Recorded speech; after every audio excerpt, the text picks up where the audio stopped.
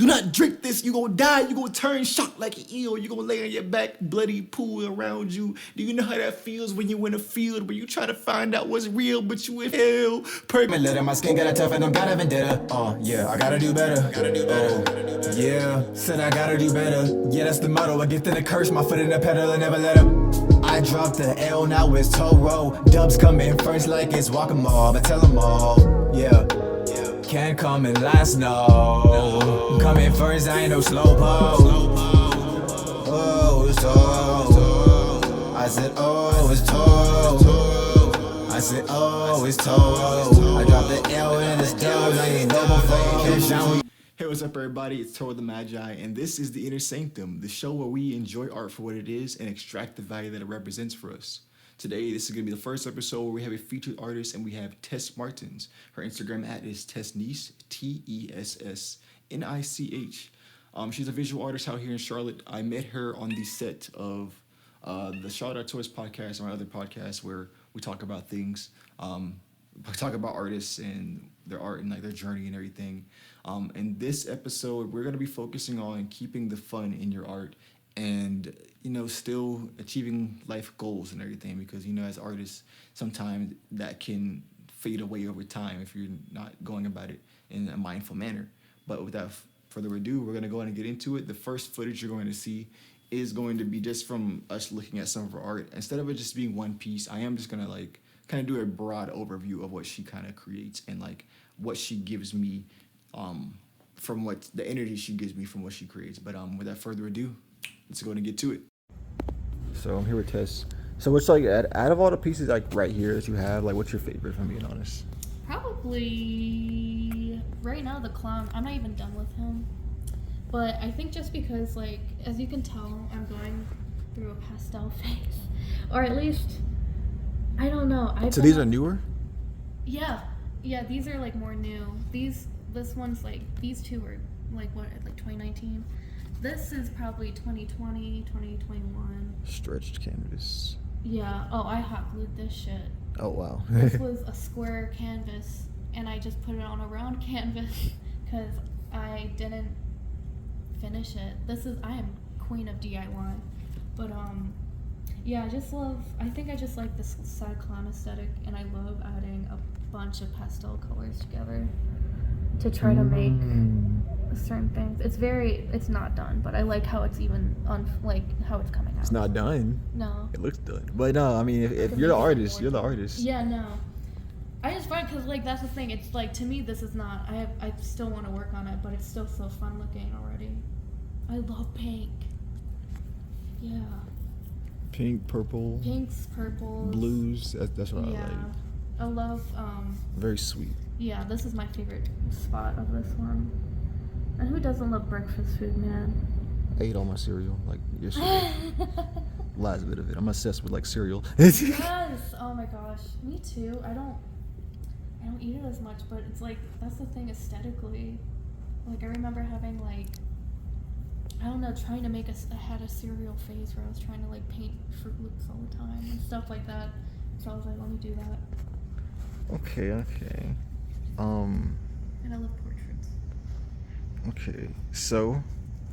All right, so right off the bat, you can really see the love that she has with her art. Like, when we're talking about her pieces, she really has had that zest for creating, like practicing. She talked about how whenever she went through this phase where she was creating a lot of Fruit Loop paintings because she just liked the colors of it, which the reason why I was gravitated to her, the reason why I got her onto the podcast is because I really liked her ability to like just stay in that fun state of creating, because I feel like as kids especially, you know, you want to come up here?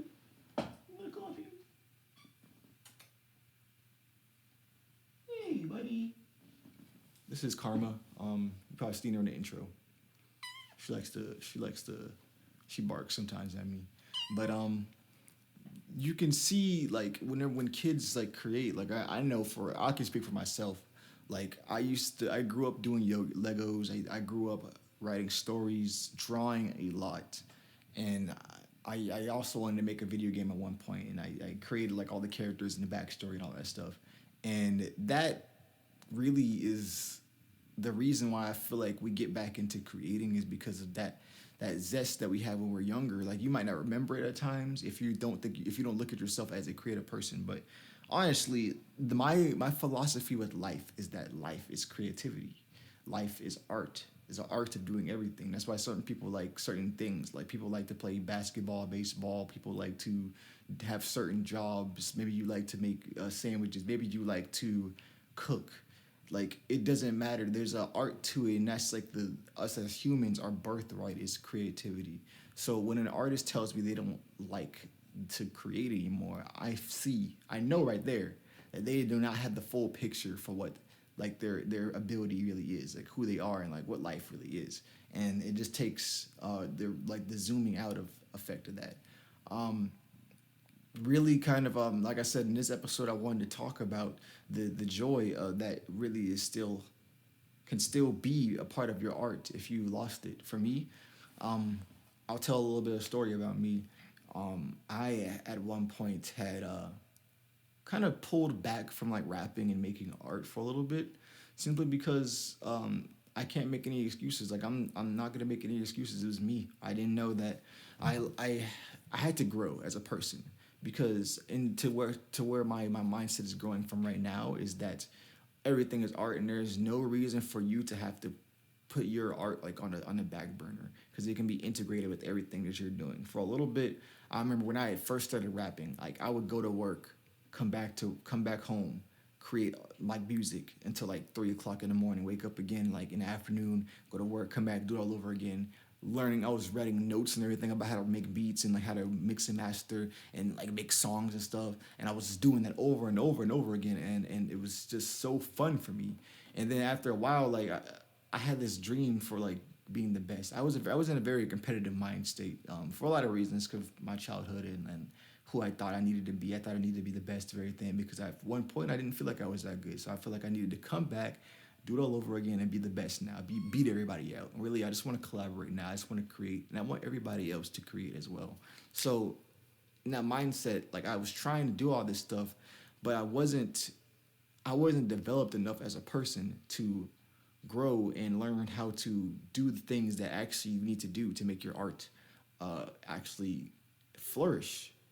Like it's I another way I look at it is like and I was very talented for I listened to some of my old songs and I'm like, dang, like I was spitting, like still like even back when I was started, I was still spitting, like what the freak. And we look at these people who like look at this cat. All right, you're attracted to me. We look at like people who are amazing artists, talented. One of the things I said like, recently was that we stop, man. The talented artists, they allow their talent to burden them. They bear the burden of their talent. Too much focusing on that instead of allowing their talent to work for them and use that energy to be efficient in their life as a whole. Like our art does not have to be this one small thing that is not all of life. That's kind of like the thing that I do with like freestyling. Like I lost the zest because I didn't know what I was doing, and I'm like, bro, like if I'm gonna be putting all this energy into a song, that's not going to get me rich views, people seeing it, people commenting on it, talking about it, or anything. Then why am I doing it? Yeah, I like to do it, but it's like it's a lot of energy for it to go out and like not get any of that back almost. So and that's why I feel like what happens when people lose that zest for it, the whole entire thing, and like we don't have to do that. It I truly this is what I'm giving back to myself when I started freestyling more, and yeah, I was trash at it at first, but I kept on doing it more and more and more, and I started getting better and better. Still, I could see the holes in the flaws in my styles and like my word choice and my ability to keep a train of thought, but like it was something that was like fun because I feel like I was just saying I don't care about what anybody has to say about me. I don't care about the doubts. I don't care if I mess up. I just want to say what's on my in my like heart. I feel like I'm able to actually speak my mind, and it's like unrestrictive as it's not as restrictive as like a song would be. Like and I wanted to like merge those two at the same time. And as time went on, like I kind of realized, oh yeah, like this is what life is. I always have this mindset of like this vision of like creating art through life, like whether that be like you're walking on the road and painting a picture on your phone, because this is what everything is like the universe, the one song, the one painting, the one masterpiece. Like me freestyling is me rapping while I am living life. It's like seamless, and that's what I feel like this life can be. Like if you like, you can still have that fun, that zest, because us as creatives are all of humankind. We have the ability to create. That's our birthright, and we use that to get us out of situations, get us into situations, to remap our minds, to make paintings, to make masterpieces, to make inventions. And if you don't have fun doing that, there has to be some reason that you're like that's not right. Like you have to like dip into why you're not having fun. And I really think a lot of the times it's because we don't know our full picture and our purpose, and that's really what kind of got me up. Like if I had to get away everything and have one thing that really got me like focused and doing the stuff that I want to do, it's my purpose for what I want to do with the world, which is to help myself to reach my fullest potential, creative potential, and help everyone else do the same exact thing, you know? So that's what helps people. I feel like that's what helps you be happy. And stay happy when they're art. Hey, wait, quit biting me. Yeah, that's what I thought. Stop, man. I'm gonna go ahead and let the freestyle play that I freestyle. Quit biting me. I'm putting you down. No. Then I'm gonna let the freestyle play that I did based off of her breakfast piece, and I might do another freestyle kind of just to like re-up on that, but here it goes. I always like to ask artists. First of all, this is Tessniche. She's on Instagram, Tessniche. She's a visual artist out here in Charlotte, DC. And yeah, so talk to me about this piece right here. I love breakfast food, so, and I love pastel colors, so I just really wanted to recreate that, honestly, with oil painting. What does that have a name too? No, I would say like breakfast tier 1. Breakfast tier 1. Interesting. All right, so I like to just like bring artists out here, do a little freestyle about it. So instantly, what I like to say about this thing is how it makes my mind mold like clay. You see, the tears go up one by one. It's not no sad clown whenever I'm thinking, sitting down at the breakfast table. You know, I'm drinking milk after I intervention myself to go and talk about this cereal. Digits always coming in. You know, it's like a mural. I'm not painting this time. I'm looking. I'm observing. You see, this is. It's so serious for me to go and think about how things could be in a place where things are colorful, as you can see. But, you know, I'm above that. I have to be above myself so I can know what it is, so I can love that. You know, that's the God inside all around me. You know, I have to go and run with that, hold a hand in my hands, so I have to go and be with that. You know what I'm saying? So, breakfast cereals, bacon with it. I'm always in the pan. I'm shaking shit, so I have to go and make it that way. So, I'm going to get the money raking it. You know what I'm saying? It's easy for me to do this, but morning time, daytime, doesn't matter what it is. I love this. This is another piece. What is it called again? Breakfast tier 1. Breakfast tier 1. Yeah. That's gonna be a name for it now. And yeah, little something right here. Thank you. Yeah. Poetry. So that was the freestyle. No beat or anything, just off the dome. And if I was to, a lot of times when I freestyle, I don't remember what I said, but I know kind of what I was trying to go for in there. And I was literally just trying to, like, at that point, that style that I was going for at that point was kind of like still underdeveloping, and I feel like I did really good. Especially I did a few freestyles that day. I did really good that day. But I wanted to kind of dip into the funness, the breakfast foods that they bring and everything, you know? But like I kind of want to. I'm gonna see what happens real quick. I'm gonna see what happens. Hold up. I know what I'm gonna do.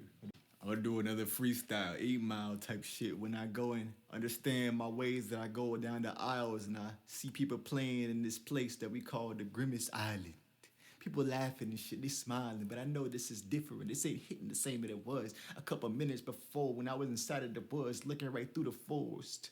I know that I've been inside of the fold, but I could never bend, break, or fold. I opened up the center that of the earth that I was deep inside of, the hell that I was. This shit is not real. Do not drink this. You gonna die. You gonna turn shocked like an eel. You gonna lay on your back, bloody pool around you. Do you know how that feels when you in a field where you try to find out what's real, but you in fucking hell, purgatory, when you go down to tell your story to the Lord?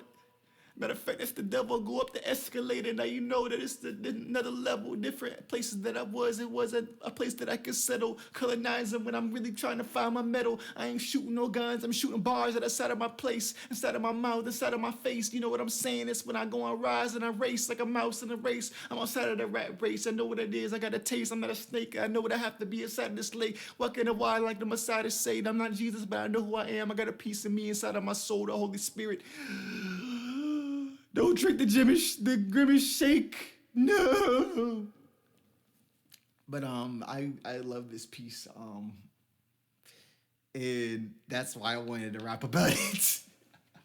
But I don't know, guys.